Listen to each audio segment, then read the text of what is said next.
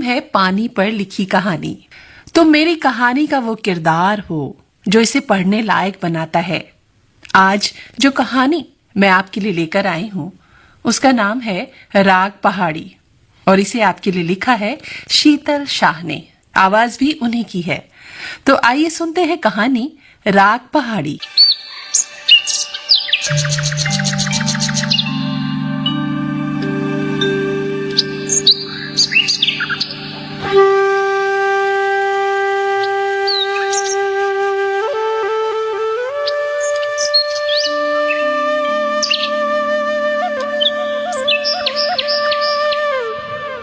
पहाड़ों में गूंजा राग बसंत बहार। कुसुम ने सूटकेस सीट के नीचे रखी। दिल्ली से काठगोदाम जाने वाली एक्सप्रेस सही समय पर रवाना हुई। इस वक्त उसे अपने दिल की धड़कन रेलगाड़ी की रफ्तार से भी ज्यादा तेज महसूस हो रही थी। खिड़की के पास बैठी बाहर देख रही थी, लेकिन नजरों के सामने नजारे नहीं, बीते दिनों की झांकियां तैरने लगी। अतीत के झरोकों से 9 साल पहले का लम्हा लम्हा नजर आने लगा। कहने के लिए कुमाऊं का वो पहाड़ी गांव छोटा सा था, पर कुसुम का सारा संसार उसमें समाया था। स्कूल, सखियां, संगीत, सबसे खास उसका बेस्ट फ्रेंड सौरभ। पगडंडियों पर हंसते खेलते स्कूल जाना, लौटने पर कभी देवदार और साल के पेड़ों की ओट में लुका छुपी खेलना, तो कभी झरने के किनारे रेडियो का खेल रचाना। वादियों में उनकी खुशियां गूंजती थी। कुसुम और सौरभ को पहाड़ों से टकराकर लौटती उनकी आवाज की गूंज सुनना बहुत पसंद था। वो गीत सुनाती।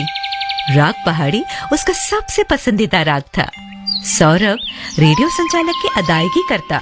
कभी क्लासरूम में सिखाई गई कविता की पंक्तियां दोहराता, तो कभी अपने मन से गढ़ी हुई तुकबंदी सुनाता। धरती के साथ जब तक रहेगा नभ, कुसुम का साथ देगा तब तक सौरभ। कुसुम की आवाज की स्वर लहरिया और छल छल बहते झरने की अटखेलियां किशोरावस्था की कच्ची धूप में आत्मीय रिश्ते पक्के हो रहे थे। ये पौधे, ये पत्ते, ये फूल, ये हवाएं,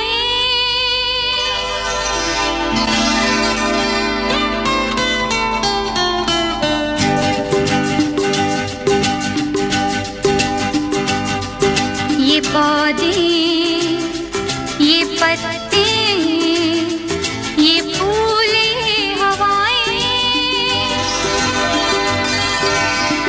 दिल को चुराए, मुझको लुभाए, हाय मन कहे मैं झूमूं, झूमूं मैं गाऊं, मन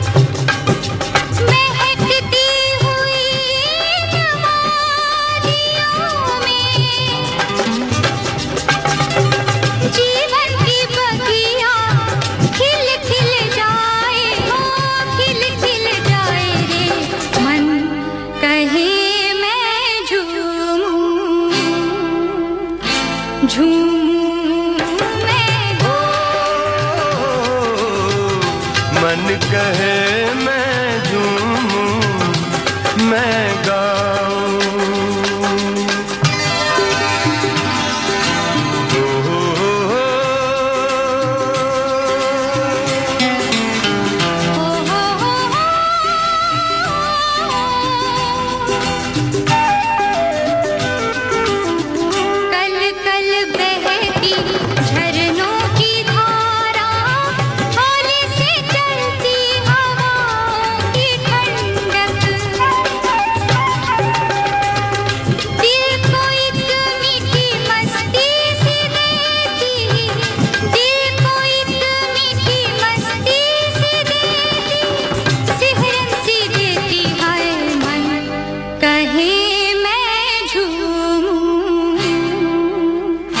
झूमूं मैं गाऊं,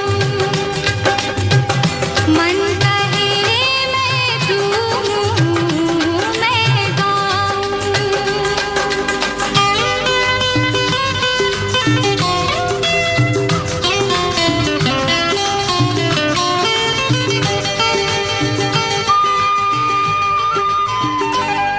गुलाबी सा मौसम सुहाना, नीले गगन पर हल्की सी बदली, प्यारा सा कलरव इठला के पंछी सोए, सपने जगाए हाय मन कहे मैं झूमूं झूमूं मैं गाऊं, मन कहे मैं झूमूं मैं गाऊं। मन कहे मैं झूमूं मैं गाऊं। ये पौधे, ये पत्ते, ये फूल, ये हवाएं दिल को चुराए, मुझको लुभाए हाय मन कहे मैं झूमूं झूमूं मैं मन कहे मैं झूमूं मैं गाऊं। मन कहे मैं झूमूं मैं गाऊं। लेकिन 9 साल पहले की वह घटना अभी भी भुला नहीं सकी थी। पापा ने रातों रात गांव छोड़कर दिल्ली जाने का फैसला किया। 12 साल की कुसुम के मन पर मानो कोई बिजली सी गिरी। अलबत्ता वह जानती थी कि अगर पापा ने यह फैसला लिया है तो उसके पीछे खास वजह जरूर थी। पापा सत्यप्रताप भारद्वाज गांव के विकास कार्यों में सिर्फ इसलिए सक्रिय नहीं थे कि वे सरकारी विभाग के प्रमुख इंजीनियर थे, परंतु वह गांव उनके पुरखों का बसाया हुआ था। बचपन के मित्र राजदीप पाराशर उस गांव के मुखिया थे। भाभी संगीता ने कुसुम को मुंह बोली बेटी माना था। उसे बचपन से संगीत की तालीम भी देती थी। यही कारण था कि कुसुम को कभी मां की कमी महसूस नहीं हुई। सत्यप्रताप ने अनेक सरकारी योजनाओं का लाभ अपने गांव के हितार्थ लिया। विकास कार्यों के साथ साथ वे पर्यटन को बढ़ावा देना चाहते थे। बतौर मुखिया राजदीप पाराशर उन तमाम परियोजनाओं को अपने हाथों में लेते थे। बात उस वक्त की है जब एक बहुराष्ट्रीय कंपनी ने वहां 5 सितारा हिल रिसोर्ट बनाने के लिए राजदीप को प्रस्ताव भेजा। इसके लिए सरकारी अनुमति की दरकार थी। सत्यप्रताप ने इसकी समीक्षा की और प्रारंभिक मंजूरी दे दी, लेकिन परियोजना के 3 महीने के बाद उस पर रोक लगा दी। कहा, राजदीप, आवंटित की गई जमीन से 3000 वर्ग फीट पर अधिक तुमने निर्माण काम किया है। वह भूमि खेत की जमीन है। नियम के अनुसार यह अतिक्रमण के वर्ग में आता है। नक्शे के हिसाब से तुम्हें इसमें सुधार करना पड़ेगा, इसीलिए निर्माण काम रोका गया है। यार, रिसोर्ट में मिनी गोल्फ कोर्स को जोड़ने के लिए यह काम करना पड़ा। गोल्फ टूरिज्म को आजकल दुनिया में कितनी तवज्जो मिल रही है। जरा सोचो यार, इस रिसोर्ट में अगर मिनी गोल्फ कोर्स जुड़ जाएगा तो हमारे गांव में पर्यटन को कितना बढ़ावा मिलेगा। सुनो, अगर गोल्फ कोर्स जोड़ना चाहते हो तो अलग से प्रस्ताव भेजना पड़ेगा। मेरी मानो तो झील के उस पार गांव में गोल्फ कोर्स के लिए आसानी से मंजूरी मिल जाएगी। एक अलग से अर्जी दे दो। भाई सत्या, थोड़ा एडजस्टमेंट करवा दो ना। घी गिरेगा तो हमारी थाली की खिचड़ी में ना। हमारे गांव के लाभ को छोड़कर दूसरों के बारे में क्यों सोचे यार। भाई राजदीप, यह गांव हम दोनों के पूर्वजों ने मेहनत और समर्पण से बनाया था। आज हम दोनों में इतना सामर्थ्य है कि अपना योगदान आसपास के गांवों के विकास के लिए भी कर सकते हैं, ताकि उस गांव के लोगों को भी रोजगार के नए आयाम मिले। देख यार, संसाधनों और मजदूरी की बात करें तो यहां रिसोर्ट बनाना हमारे लिए ज्यादा आसान और फायदेमंद रहेगा। समाज कल्याण तो बाद में भी होता रहेगा। राज, पिछले इन सालों में तुम कितने बदल गए हो। यार देख, यही वक्त है तुम और मैं मिलकर दौलत कमा सकते हैं। देख राज, दोस्ती अपनी जगह है, कायदे कानून अपनी जगह।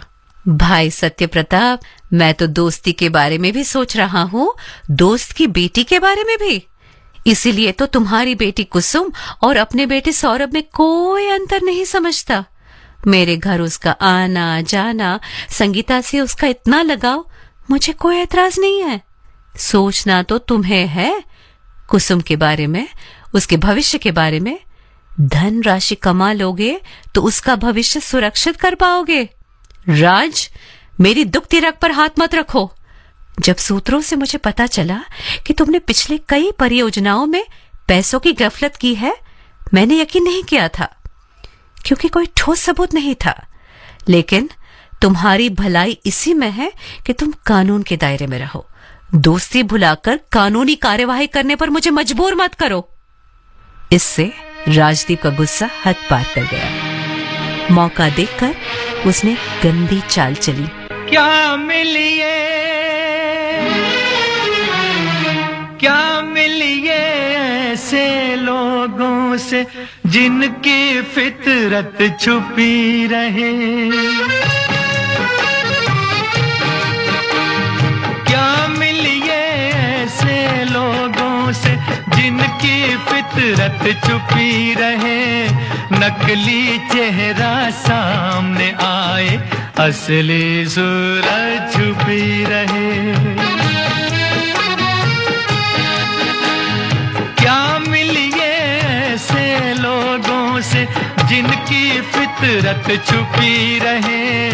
नकली चेहरा सामने आए, असली सूरत छुपी रहे।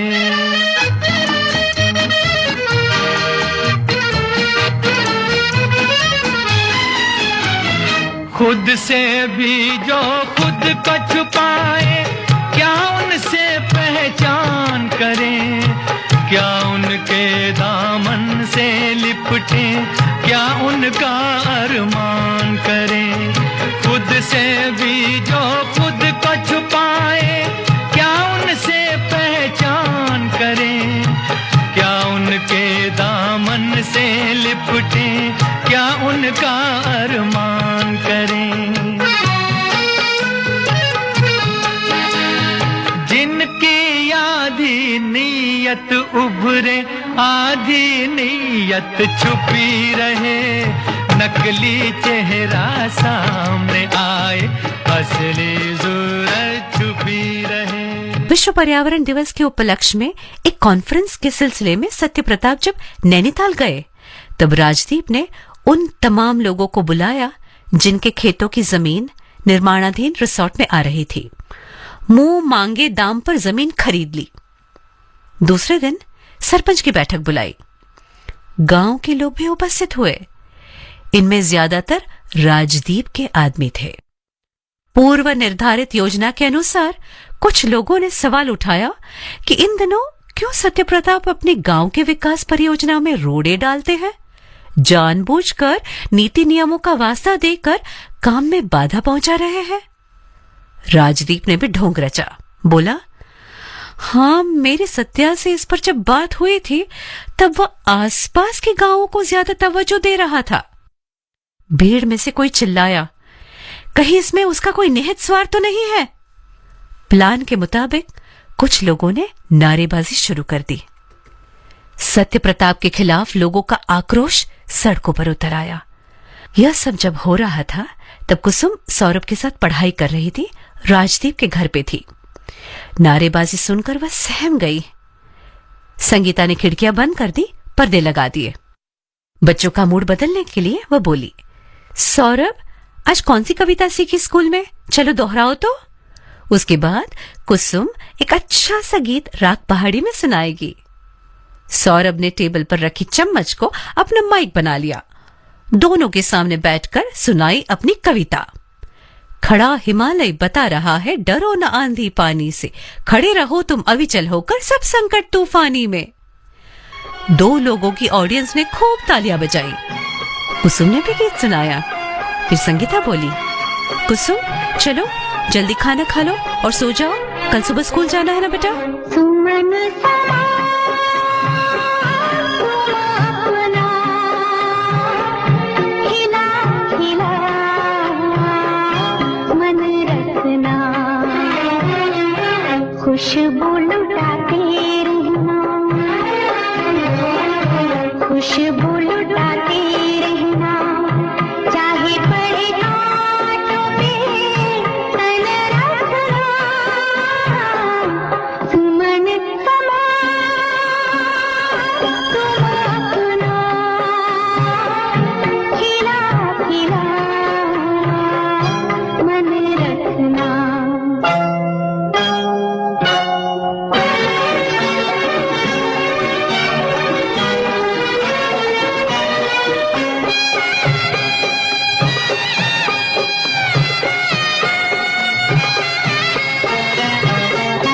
दुनिया में फूलों का खाली नहीं कोई, फूलों से बढ़ के यहाँ कोई नहीं कोई, दिल बहला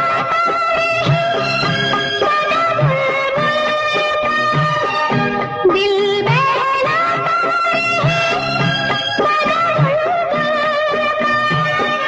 खुल के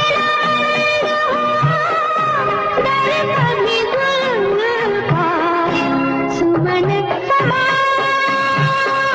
तुम अपना खिला खिला मन रखना।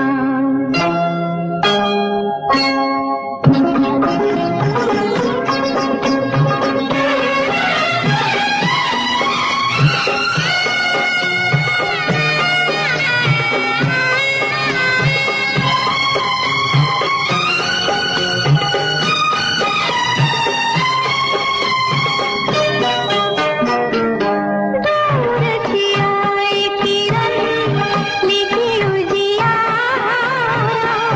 चीर के जाए वो तो हर अंधियारा, चांद सूरज के तन से निकल के आए रे हमारे लिए, गगन से चल के किरण समा तुम अपना भुला भुला मन रखना, जो लुटाते रहना, चाहे पड़े शोलों पे तन रखना, सुमन समा तुम अपना खिला खिला मन रखना, खिला खिला मन रखना।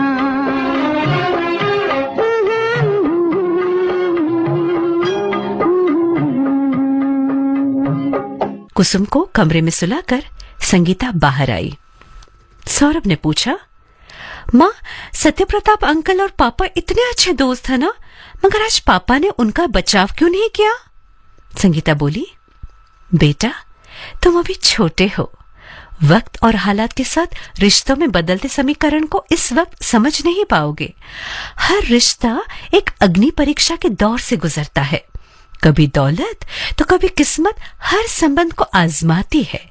अगर रिश्ता सच्चा हो तो उस अग्नि परीक्षा में पास हो जाता है और संबंध और भी पक्का हो जाता है। अब इन दोनों की दोस्ती भी अग्नि परीक्षा से गुजर रही है। तुम फिक्र मत करो बेटा, सब ठीक हो जाएगा। चलो तुम भी जाकर सो जाओ। राजदीप घर लौटे। संगीता ने कहा, ईश्वर का दिया सब कुछ हमारे पास है, अचानक ये दौलत कमाने की इतनी भूख क्यों? अरे तुम दोनों के लिए तो सब कुछ कर रहा हूं। अरे सुनिए, नैतिकता को दांव पर लगाकर कमाया गया धन हमारे किस काम का? अब सौरभ भी बड़ा हो रहा है, आपकी करनी का उस पर भी तो असर होगा। संगीता, बहती गंगा में हाथ धोने में अक्लमंदी है, वरना तब पछताए होत क्या जब चिड़िया चुग जाएगी खेत। संगीता ने बस आंखें बंद कर ली और दोनों बच्चों के बारे में सोचने लगी। वहां सत्यप्रताप भी कुसुम के बारे में सोच रहे थे। कॉन्फ्रेंस के दौरान दिल्ली से आए पर्यावरण संरक्षण समिति के प्रतिनिधि मंडल ने प्रस्ताव दिया। पहाड़ी पारिस्थितिकी संतुलन समिति में उन्हें सलाहकार के रूप में नामांकित किया गया था। इस नए पदभार को संभालने के लिए उन्हें दिल्ली स्थानांतरित किया जा रहा था। सत्यप्रताप कुसुम के बारे में सोचने लगे और सालों से राजदीप की दोस्ती उनके जीवन का अभिन्न अंग बन गई थी। दिन भर इस धर्म संकट से जूझते रहे। उन्होंने अपने आला अधिकारियों से कहा कि कुछ सोचकर बताता हूं। वे अपने गांव लौट आए। सत्यप्रताप ने कहा, भाभी जी, कुसुम स्कूल से आ गई क्या? हाँ भाई साहब, संगीत का रियाज कर रही है। तभी राजदीप ने व्यंग्य में कहा, फिक्र मत करो, तुम्हारी बेटी की हमारे घर अच्छी देखभाल होती है। सत्यप्रताप कुसुम को लेकर घर तो आए, पर पिछले 2 दिनों में हुई घटनाक्रम के बारे में सुना। रात भर चिंतन किया। राजदीप का बदलता रुख और दौलत कमाने की अंधी दौड़ अब मित्रता की आहुति ले रही थी। उसके परिवार से कुसुम की आत्मीयता आगे चलकर कहीं बोझ न बन जाए, यही सोचकर सत्यप्रताप ने फैसला किया। 2 फोन कॉल लगाए, अपने आला अधिकारियों से बातचीत की। अगली सुबह कुसुम को लेकर दिल्ली के लिए रवाना हो गए। दिल्ली जाते वक्त पापा ने कहा था, पता है कुसुम, भगवान कृष्ण ने मथुरा क्यों छोड़ी थी? पूरी तन्मयता से जिस राज्य को संभाला था, उसे छोड़कर नई द्वारिका नगरी क्यों बसाई थी? बेटा, क्योंकि जिस प्रजा से वो इतना प्रेम करते थे, वे उनकी रक्षा करना चाहते थे। पर प्राणों से प्यारी जनता को रण में झोंककर उनका अहित मंजूर नहीं था। इस वक्त तुम छोटी हो, इस वक्त शायद तुम्हें मेरा फैसला समझ नहीं आएगा, लेकिन कुसुम, वक्त आने पर तुम जान जाओगी। इतना याद रखना बेटा कि जब बात सिद्धांतों की हो तो समझौता नहीं किया जाता। ट्रेन में बैठी बैठी कुसुम अपने सिद्धांतवादी पापा की बात समझने लगी थी। जिन परिस्थितियों में मजबूर होकर पापा ने गांव छोड़ा था, कमोबश कुछ ऐसे ही हालात कुसुम की जिंदगी में आ गए थे। वरना दिल्ली में सबसे लोकप्रिय टेलीविजन रियलिटी शो को बीच में छोड़कर वह अपने गांव वापस जाने के बारे में क्यों सोचती? पापा की कही बात मन में गूंजने लगी। किस्मत जब एक दरवाजा बंद करती है, तब कुदरत 1000 नई खिड़कियां खोल देती है। बंद दरवाजे की दहलीज पर सर पीटने के बजाय जरूरत है खुले झरोकों की ओर रुख मोड़ने की। जिन्ना जिन जिन जिन्नारा, जिन्ना जिन जिन जिन्नारा, रात तेरे है ऊपर वाला, वही है तेरा रखवाला। जीवन से ना हारो जीने वाले, जिन्ना जिन जिन जिन्नारा, जीवन से ना हारो जीने वाले। बात मेरी तू मान, अरे मत वाले, हर गम को तू अपना कर, दिल का दर्द छुपा कर बढ़ता चल, तू लहरा कर, दुनिया के सुख दुख को बिसरा कर। जीवन से ना हारो जीने वाले, बात मेरी तू मान रे मत वाले। जिन्ना जिन जिन जिन्नारा, जिन्ना जिन जिन जिन्नारा, रात तेरे है ऊपर वाला, वही है तेरा रखवाला।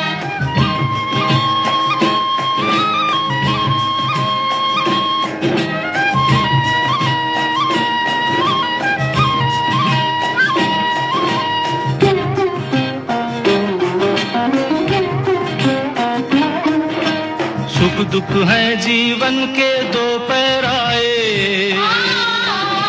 धूप सुनहरी कहीं घनेरे साए। सुख दुख है जीवन के 2 पैराए, धूप सुनहरी कहीं घनेरे साए। जो सूरज अंधियारे में खो जाए, वही लौट कर नया सवेरा लाए। तो बढ़ता चल, तू लहरा कर, दुनिया के सुख दुख को बिसरा कर, जीवन से ना हार जीने वाले, बात मेरी तू मान रे मत वाले। धिन्ना धिन धिन धिन्नारा, धिन्ना धिन धिन धिन्नारा, साथ तेरे है ऊपर वाला, वही है तेरा रखवाला।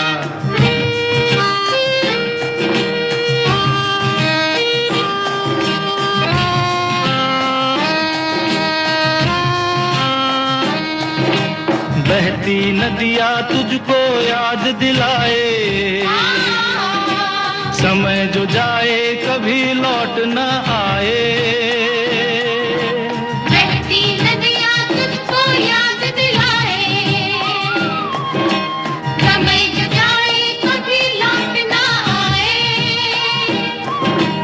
दीप तो वो जो हवा में जलता जाए, खुद को जलाकर जग को राह दिखाए। तो बढ़ता चल, तू लहरा कर, दुनिया के सुख दुख को बिसरा कर, जीवन से ना हार जीने वाले, बात मेरी तू मान रे मत वाले। हर गम को तू अपना कर, दिल का दर्द छुपा कर, बढ़ता चल, तू लहरा कर, दुनिया के सुख दुख को बिसरा कर, जीवन से ना हार जीने वाले, बात मेरी तू मान रे मत वाले। झिन झिन झिन्नारा, झिन्ना झिन झिन झिन्नारा, साथ तेरे है ऊपर वाला, वही है तेरा रखवाला। झिन्ना झिन झिन झिन्नारा, झिन्ना झिन झिन झिन्नारा, साथ तेरे है ऊपर वाला, वही है तेरा रखवाला। हा हा हा हा हा हा हा हा हा हा हा, हो हो हो हो। कुसुम के ख्यालों का सिलसिला अचानक टूटा। काठगोदाम स्टेशन आ गया था। अपनी सूटकेस और हैंडबैग लेकर प्लेटफॉर्म पर उतरी। वक्त ने कैसी करवट ली है ना। 9 साल पहले जिस गांव को छोड़कर गई थी, आज वहीं वापस लौटी है। गांव तक जाने के लिए टैक्सी उसका इंतजार कर रही थी। वह गाड़ी में बैठी। 9 साल बाद फिर से पहाड़ों की आगोश में, अपने गांव में।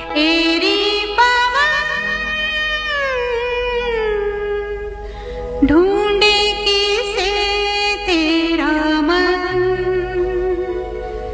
चलते चलते एरी पवन, ढूंढे किसे तेरा मन, चलते चलते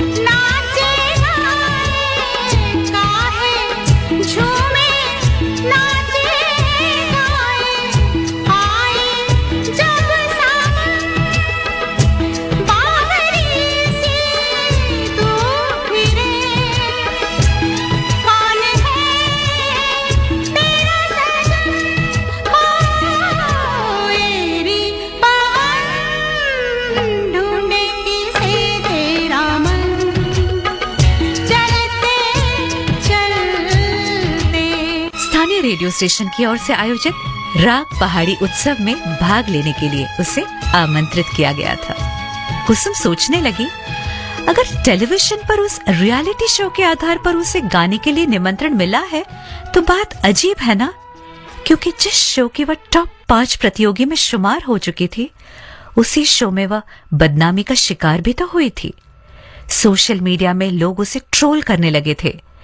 इसके बावजूद कुमाऊं के उस रेडियो स्टेशन से उसे उत्सव में लाइव गाने के लिए बाइज्जत बुलाया गया। एक तरफ खुशी तो दूसरी तरफ हैरानी हुई, क्योंकि टेलीविजन पर शो के दौरान बतौर निर्णायक आए उस सेलिब्रिटी ने रिहर्सल के दौरान कुसुम से बदतमीजी की थी।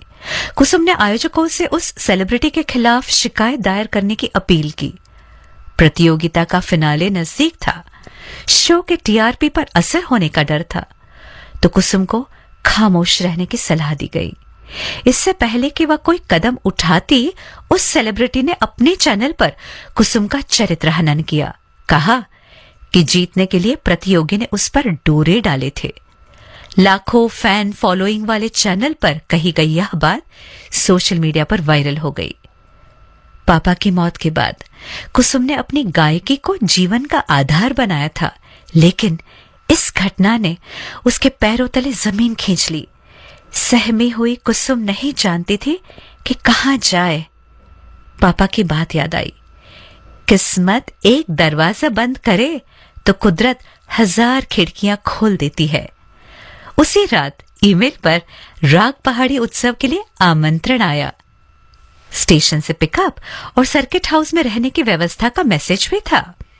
टैक्सी रुकी, ख्यालों का सिलसिला भी थम गया। उसी झरने के किनारे सर्किट हाउस था। 5 साल पहले वहां भूस्खलन की खबर टीवी पर देखी थी। उसके दिल में मानो कोई भूचाल आ गया था। वो कितना रोई थी। इस वक्त वो गांव का नजारा देख रही थी। सब कुछ बदला बदला लग रहा था। कमरे में सामान रखकर कुसुम रिसेप्शन में आई। मैनेजर ने बताया कि शाम को राग पहाड़ी उत्सव की टीम उससे मिलने आएगी। कुसुम ने अपनी शॉल ओढ़ी, झरने के पास टहलने गई। बचपन की सारी खूबसूरत यादें पलकों पर आरोहित होने लगी। बचपन का हर पल संगीता आंटी और सौरभ की सुखद स्मृति से सजा था। दिल्ली जाने के बाद पापा के कहने पर उसने सौरभ से संपर्क तोड़ दिया था। न अपना पता या नंबर उसे दिया, न कभी उसे कॉल किया। लेकिन जब टीवी पर लैंडस्लाइड की खबर आई थी तो लैंडलाइन पर उसने फौरन फोन किया था, लेकिन पता चला कि वह नंबर अस्तित्व में नहीं है। कुसुम की नजर इस वक्त देवदार के उस पेड़ पर पड़ी जिस पर सौरभ ने लिखा था, जब तक रहेगा धरती के संग नभ, तब तक साथ रहेगा कुसुम संग सौरभ। सौरभ को याद करके इस कदर सस्कियां भरने लगी कि पीछे से जब किसी ने उसका नाम पुकारा उसे सुनाई नहीं दिया। तभी उसके कंधे पर किसी ने हाथ रखा। कुसुम ने मुड़कर देखा तो लंबे कद का एक खूबसूरत नौजवान खड़ा था। कुसुम की आंखों में आंसुओं का सैलाब था, ठीक से उसको देख नहीं पाई। उस नौजवान ने अपने रुमाल से कुसुम के आंसू पोंछे, रूहानी आवाज में बोला, चाहे जितनी तेज हो हालात की आंधी, कुसुम कभी आंसू नहीं बहाती। बुद्ध से बैठी कुसुम टकटकी लगाकर उसे देख रही थी। हौले से पूछा, सौरभ? जरा सी आहट होती है तो दिल सोचता है,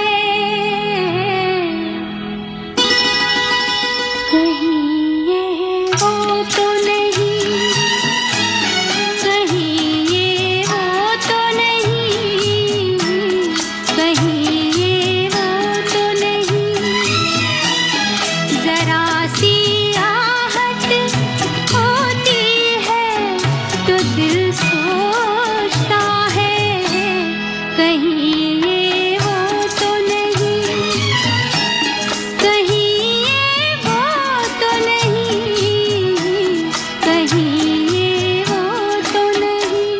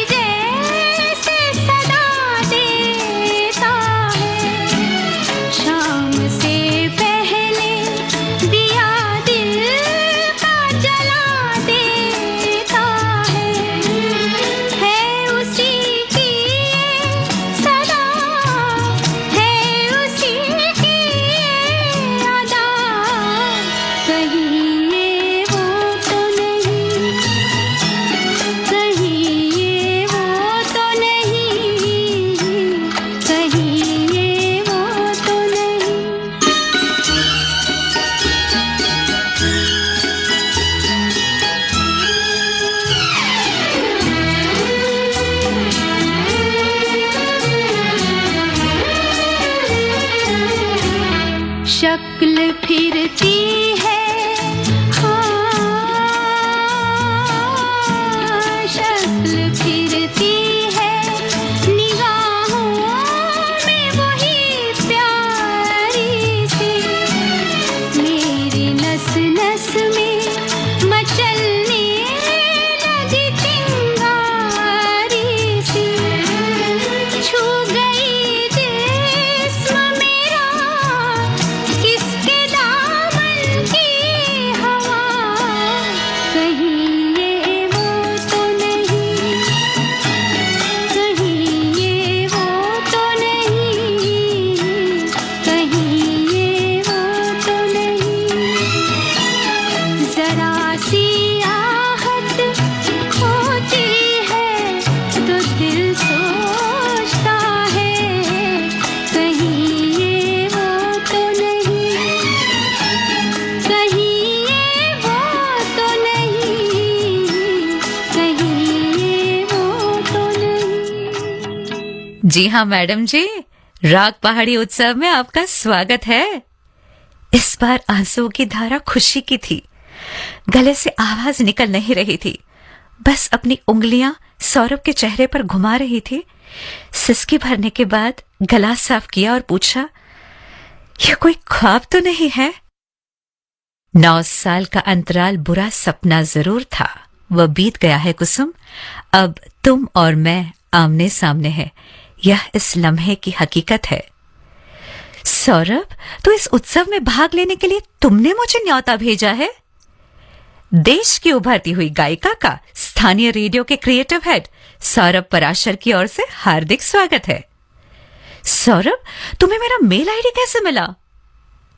9 साल से शिद्दत से तुम्हें तलाशता रहा, अचानक टीवी पर रियलिटी शो में तुम्हें देखा, तुम्हें फॉलो करता रहा, तो फिर तुमने सोशल मीडिया पर मेरे बारे में भी तो।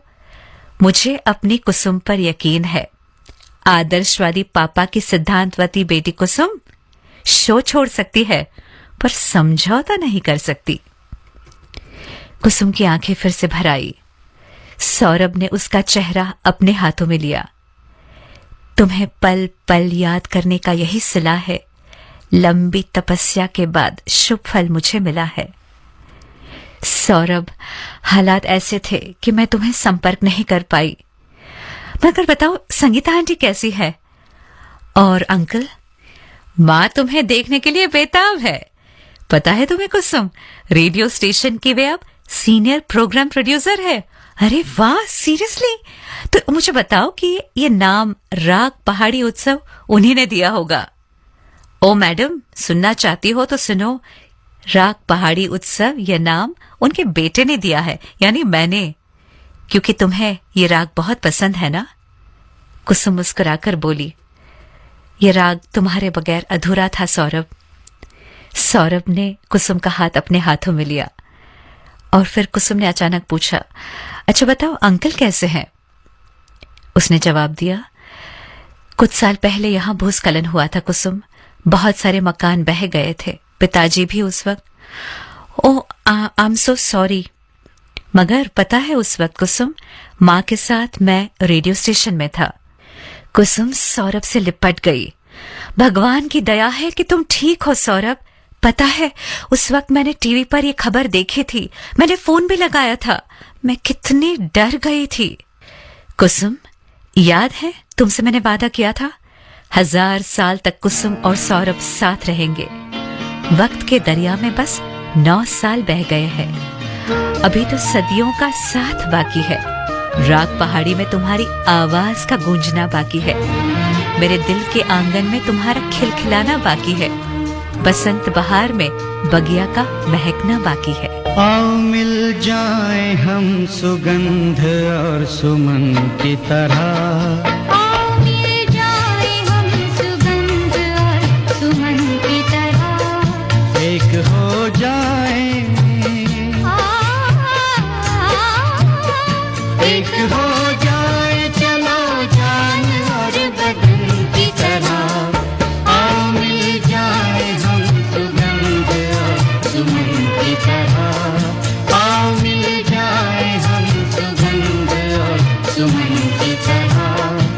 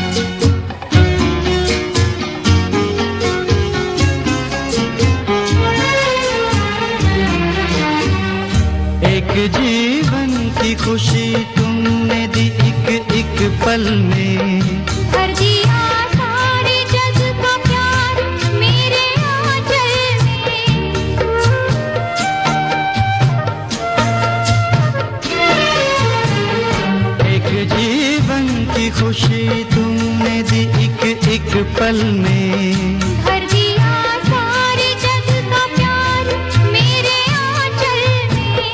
प्यार का एक भी पल, प्यार का एक भी पल प्यारा है जीवन की तरह। आओ मिल जाए हम सुगंध सुमन की तरह।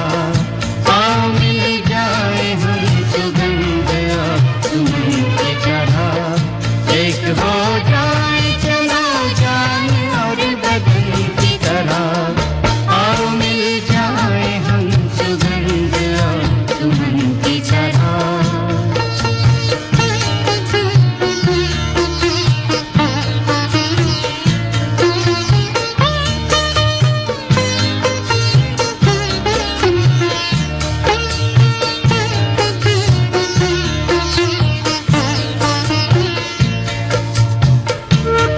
तो ये थी कहानी राग पहाड़ी। आपको सुना रही थी शीतल शाह और ये कहानी भी उन्हीं की लिखी हुई थी। परिकल्पना, निर्देशन और प्रस्तुति रश्मि कुकरेती की। तो अब मुझे इस कार्यक्रम से दीजिए विदा। आपको ये कहानी कैसी लगी जरूर ईमेल कीजिएगा fmgoldchannel@gmail.com पर। नमस्कार।